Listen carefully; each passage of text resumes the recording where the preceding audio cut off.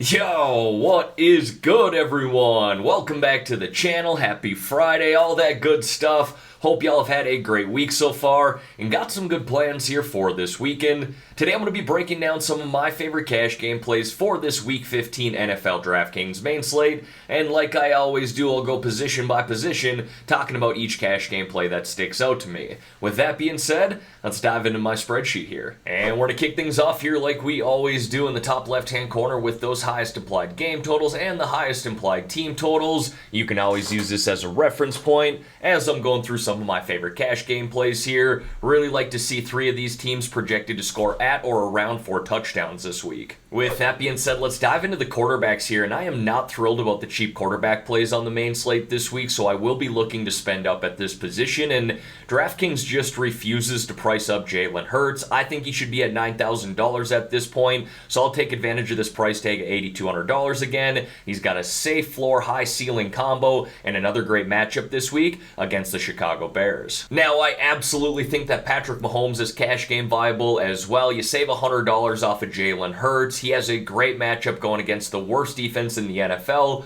the Houston Texans. I just give a slight edge to Jalen Hurts, especially considering that Justin Fields is playing. I'm not saying the Chicago Bears are going to turn that game into a shootout, but he might be able to keep it close, whereas the Chiefs should blow out the Texans. Now, if I want to save $1,000 off of both of those guys, I do like Justin Herbert this week as well. He's got a great matchup against the Tennessee Titans, who've allowed 22 PPR points per game to quarterbacks this year, the second most in the NFL, and they also rank 28th overall in pass DVOA. Needless to say, their secondary is not very good. We saw Trevor Lawrence just carve them up last week, and no other quarterback is averaging more dropbacks per game than Justin Herbert, so this matchup fits very well for him. Now, moving over here to the running backs on the other side of that game between the Chargers and Titans, I do like Derrick Henry as well. Little expensive here at $8,000, and I actually think that Austin Eckler is cash game viable as well, if you can find that extra $500.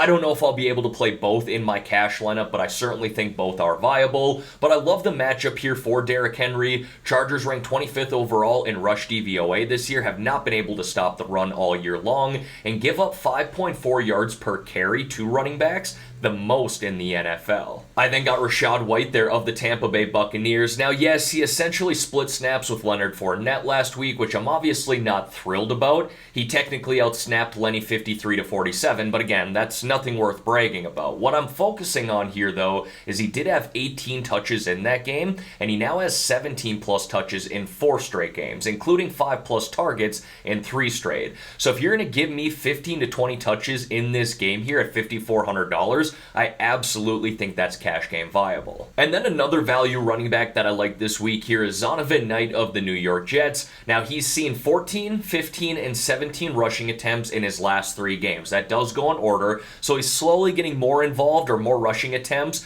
game after game.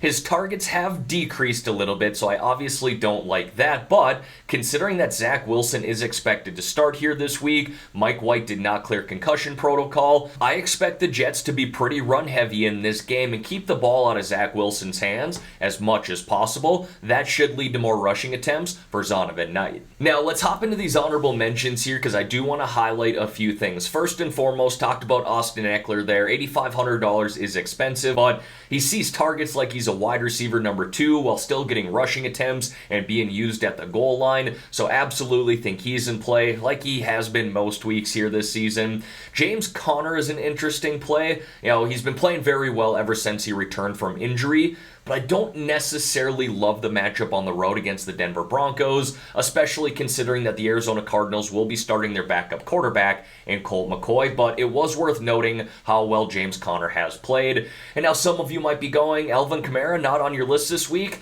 I think Kamara is an awesome tournament or a GPP play. I will talk about him tomorrow, but I just haven't seen enough here this year to put him in my cash game lineup, considering how expensive he is. Now, folks, before we dive into the wide receivers here, 2 things. Number 1, if you could like this video and subscribe to the channel, I would greatly appreciate that. Number 2, regarding Week 16 or next week's slate, it is highly unlikely that I will have content out for the main slate, unfortunately.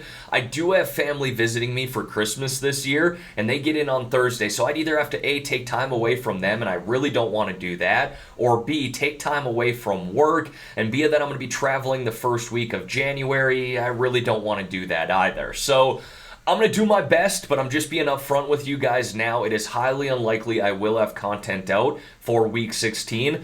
I really want to enjoy that family time, considering I don't get much of it. All right, now diving into these wide receivers here. First one I got is Jamar Chase of the Cincinnati Bengals. He's been a beast ever since returning from the IR 2 games ago, probably to nobody's surprise. In those games, he's seen a 35.5% target share, 50% end zone target share, and almost 40% of the team's air yards. And I do like the matchup here this week against the Tampa Bay Buccaneers. Now, I went back and forth between Keenan Allen and Mike Williams as my favorite cash game wide receiver for the Los Angeles Chargers. I talked about how good this matchup is for both of them earlier when I was going through Justin Herbert. That secondary for the Tennessee Titans is not very good, and I think these wide receivers should be able to have their way with them. So I think both are certainly viable. If I need to save $500 off of Keenan Allen to Mike Williams, I'm going to have no problem doing that.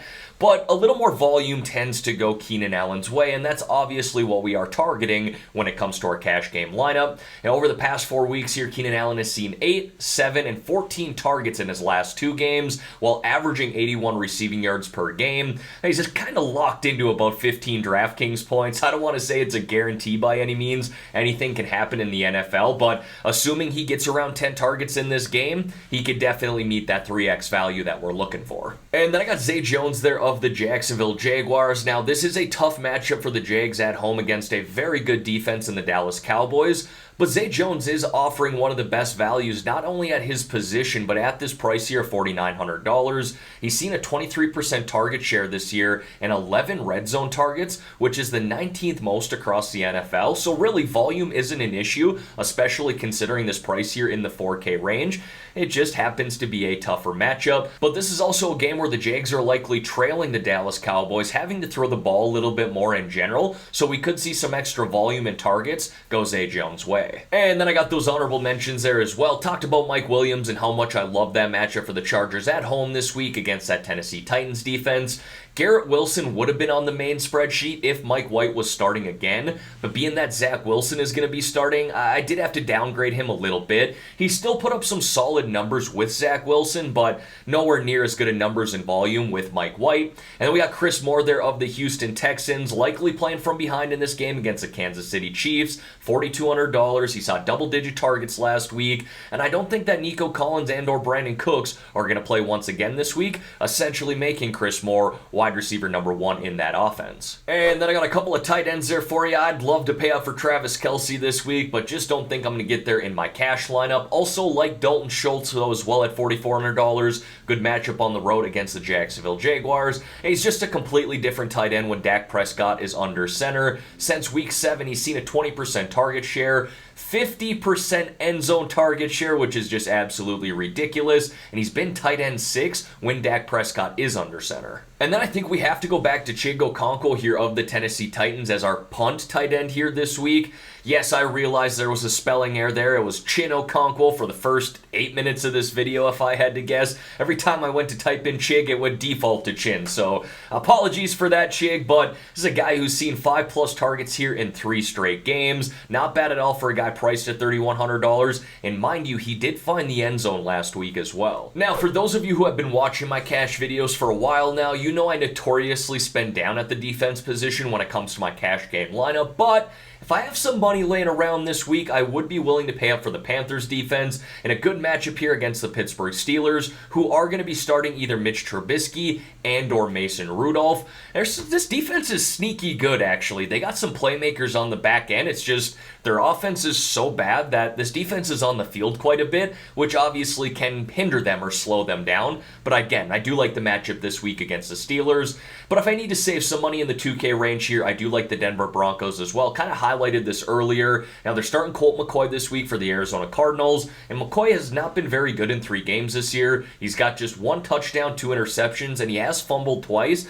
even though he didn't lose either one of those fumbles. And as always, going to wrap up the spreadsheet here with a low-priced option or sub-4K wide receiver play. This week I went with Nelson Agholor of the New England Patriots, and I like this play a lot more if Jacoby Myers is ruled out this Sunday. He missed last week due to a concussion, so I suspect he will play this week, but something to keep an eye on. But considering that Devontae Parker has been ruled out for the Patriots already, I think Agholor is in play either way. He's coming off a game where he saw 10 targets last week, and in his previous 3 games he saw 3, 8, and 3 targets. Plus, we got a little revenge narrative here too, going up against the Raiders, but what I'd rather focus on is how bad that Raiders defense is, ranking dead last in pass DVOA this year. Alright everyone, that is going to wrap up this video here for today. As always, thank y'all for taking the time out of your day to watch the content here on this channel. If you could like this video and subscribe to the channel, I would greatly appreciate that. Let's have ourselves a great weekend here, folks. Let's win some money on this Week 15 main slate. In the meantime, I'm out of here.